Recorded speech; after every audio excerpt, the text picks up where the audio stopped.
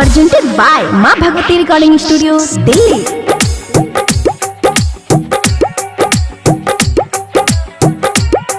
Singing by Satveer Solanki.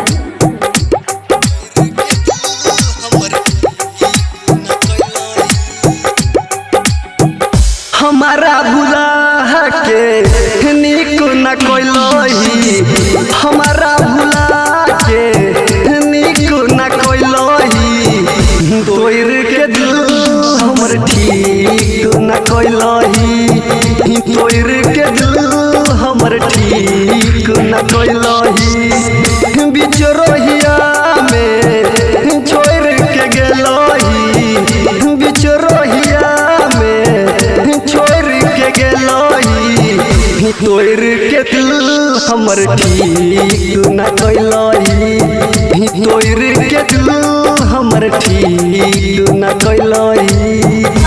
क्यों मुझे बदला, क्यों बनाया मुझे ऐसा, क्यों दिखाई मुझे वो खुशियां वो प्यार, ताकि आज तुम मुझसे कह सको कि वो सब झूठ था और सच ये है कि आज तुम किसी और की बनना चाहती हो, किसी और की बनना चाहती हो, किसी और की बनना चाहती हो।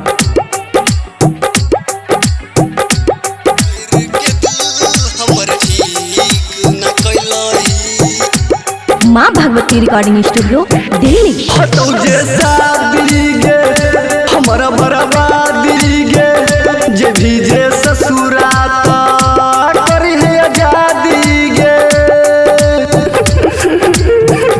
हटो जैसा दिली गे हमारा बर्बादी गे, जे भी जे ससुराता करी है आजादी गे, चल जेबही तू पियावा के घरवा यारवा के दिल तोड़ के, तू हमर साथ छोड़ के, जोगे पगली निक न कोइलही, जोगे पगली निक न कोइलही, तोड़ के दिल हमर ठीक न कोइलही, तोड़ के दिल हमर ठीक न कोइलही, हमारा भुला के निक न कोइलही, तोर के दिल हमर ठीक न कोइलही, तोर के दिल हमर ठीक न कोइलही। हम किसी दूसरे की अमानत है। नहीं, तुम सिर्फ मेरी हो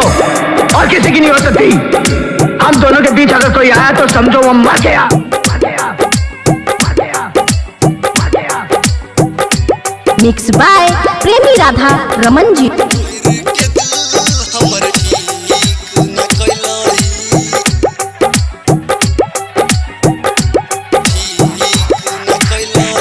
तू करके वादा गे बदल लाई राता गे, तोरा जे चाहरी हो सबसे ज्यादा गे,